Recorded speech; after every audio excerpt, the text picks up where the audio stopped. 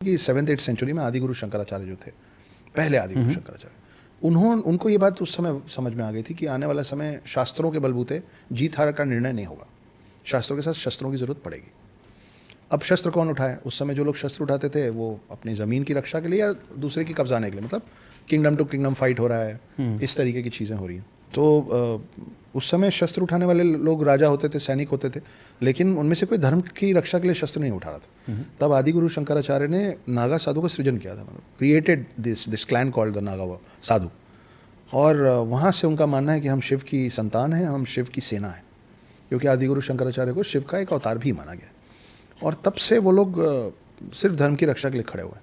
तो गोकुल जो कृष्ण की नगरी है, वहाँ पे अहमद शाह अब्दाली नाम का चोर अपनी सेना के साथ वहाँ हमला किया था, ये सोच के कि ज़्यादा मंदिर मतलब ज़्यादा खजाना।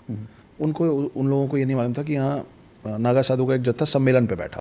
वहाँ पे जो हुआ था, तो वो नागा साधु का जो जत्था था, वो जिस तरीके से इन लोग की हवा टाइट किए थे, जिस भयंकर तरीके से वो युद्ध हुआ था, 3,000 लोग 30,000 लोग से कैसे लड़े होंगे? वो भी ऐसे लोग जो ढाल और तलवार लेके नहीं खड़े या युद्ध की तैयारी से नहीं आए, तो सम्मेलन करना है।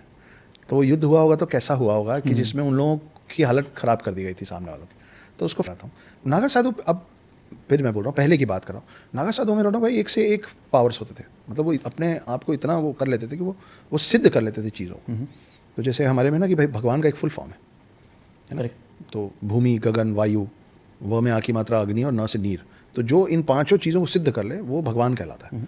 तो नागा साधु सारा कुछ सिद्ध नहीं कर सकते थे, लेकिन वो और इसके अलावा बड़ी सारी सिद्धियाँ हैं। तो वो अलग अलग चीज़ों पे मेडिटेट करके और उसका विद्या लेके चीज़ों को सिद्ध करना सीख गए थे। जैसे एक नरसिम्हा नाम का एक नागा साधु होता था, वो लड़ने आता था तो वो अकेला चल के आता था, बिल्कुल अकेला, कोई नहीं उसके साथ। वो कई 100 लोगों से लड़ने आता था और जीत जाता था, क्योंकि वो पूरे भूत प्रेतों को सिद्ध करना सीख गया था। तो उसके इर्द गिर्द इतने सारे भूत प्रेत चलते थे जो आपको दिखते नहीं थे। तो ये सब डॉक्यूमेंटेड है। हवा मैं अपने मन से हूँ फिक्शन राइटर, लेकिन ये सब फिक्शनलाइज नहीं कर रहा हूँ। फिर एक पूरा समुदाय था नागा साधु का जो पेड़ पौधों से संवाद कर पाता था।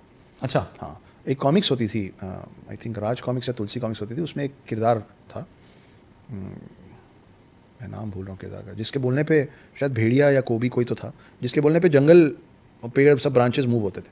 आपने वो फिल्म देखी होगी, लॉर्ड ऑफ द रिंग्स। उसमें सेकेंड या थर्ड पार्ट में जो हुआ है वो हमारे उसमें लिखा हुआ है कि पहले, आज भी हम बोलते हैं ना कि 5 बजे के बाद पौधों को मत टच करो, वो सो जाते हैं। तो आपको किसने बताया कि 5 बजे पौधे सो जाते हैं? शायद पौधों नहीं बताया होगा आपको। तो एक समय था जब आप संवाद कर पाते थे जानवरों से। एक और पूरा क्लैन रहा है नागा साधु का जो पक्षियों से संवाद कर पाता था। तो इस तरीके की बहुत सारी बहुत इंटरेस्टिंग चीज़ें हैं। सम्मोहन की शक्ति नागा साधुओं में बड़ी कमाल की रही है बहुत लंबे वक्त से। तो इस